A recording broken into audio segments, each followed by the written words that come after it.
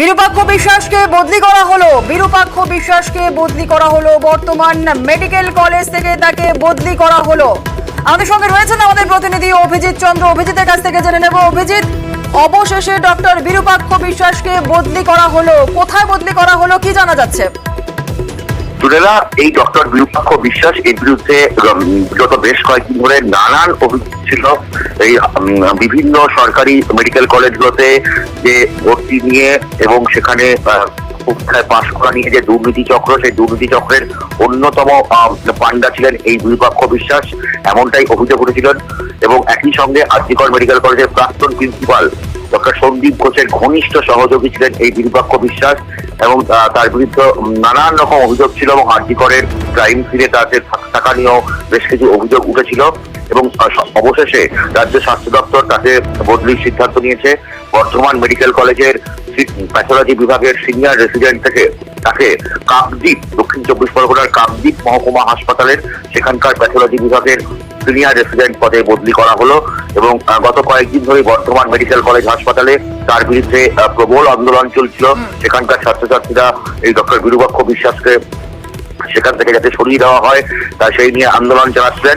অবশেষে রাজ্য স্বাস্থ্য দপ্তর সিদ্ধান্ত নিয়েছে যে এই বিরূপাক্ষ বিশ্বাসকে বর্ধমান মেডিকেল কলেজ হাসপাতাল থেকে তাকে দক্ষিণ চব্বিশ পরগনার কাকদ্বীপ মহকুমা হাসপাতাল সেখানে বদলি করার সিদ্ধান্ত নিয়েছে। জুড়েলা, বেশ, আরো একবার আপনাদের জানিয়ে রাখি, বিরূপাক্ষ বিশ্বাসকে বদলি করা হলো। ডক্টর বিরূপাক্ষ বিশ্বাসকে বদলি করা হলো বর্ধমান মেডিকেল কলেজ থেকে তাকে কাকদ্বীপ মহকুমা হাসপাতালে বদলি করা হলো। একটু আরো একবার চলে যাবো অভিজিতের কাছে। অভিজিৎ, তার বিরুদ্ধে একাধিক অভিযোগ উঠেছিল, একটু জানতে চাইবো যে ঠিক কি কি অভিযোগ উঠেছিল তার বিরুদ্ধে। জুনেলা, এই ডক্টর বিরূপাক্ষ বিশ্বাসের বিরুদ্ধে অভিযোগ উঠেছিল যে তিনি উত্তরবঙ্গ মেডিকেল কলেজ থেকে MBBS pass, Kamarhati Sagar Dutta medical college থেকে এমবিবিএস পাস করার পর থেকে যেভাবে বর্ধমান মেডিকেল কলেজ হাসপাতালে সিনিয়র রেসিডেন্ট প্যাথোলজি পদে যোগদান, সেই যোগদান নিয়েও তাকে যথেষ্ট বিতর্ক হয়েছিল। এবং দিনের পর দিন ধরে কামারহাটি সাগর দত্ত মেডিকেল কলেজ সেখানে ছাত্রছাত্রীদের হুমকি দেওয়া, এমনকি বর্ধমান মেডিকেল কলেজের ছাত্রছাত্রীদের হুমকি দেওয়া এবং তার সঙ্গে পরীক্ষায় পাশ না করানোর হুমকি, রেজিস্ট্রেশন আটকে দেওয়া এবং তার পছন্দের ছাত্রছাত্রীদের তার ঘনিষ্ঠ ছাত্রছাত্রীদের নির্দিষ্ট একটি রাজনৈতিক দলের যদি ছাত্র সংগঠনের সদস্য হওয়া যায় সেই জন্য চাপ সৃষ্টি করা হতো। এবং সেই ঘনিষ্ঠ ছাত্র সংগঠনের প্রতিনিধিদের তাদেরকে অনার্স পাইয়ে দেওয়া থেকে শুরু করে নানান রকম দুর্নীতিমূলক কাজের সঙ্গে তিনি যুক্ত ছিলেন।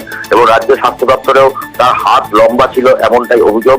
স্বাস্থ্য দপ্তরের বিভিন্ন কর্তা ব্যক্তির নাম নিয়ে দিনের পর দিন ধরে এই ডক্টর বিরূপাক্ষ বিশ্বাস, অভিক দে এবং ডক্টর সন্দীপ ঘোষ, এদের একটা সিন্ডিকেট চলত স্বাস্থ্য দপ্তর জুড়ে, এমনটাও অভিযোগ উঠেছিল।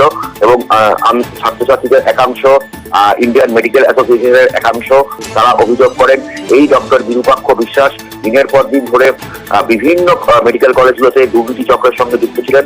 এবং আরজিকর হাসপাতালেও যে ঘটনা ঘটেছিল সেই ঘটনার সময় দিনও বিরূপাক্ষ বিশ্বাস হাসপাতালে গিয়েছিলেন এবং ওই সেমিনার রুমে তিনি তার নাকি উপস্থিত ছিল, এরকমটাও একাংশ অভিযোগ করেন।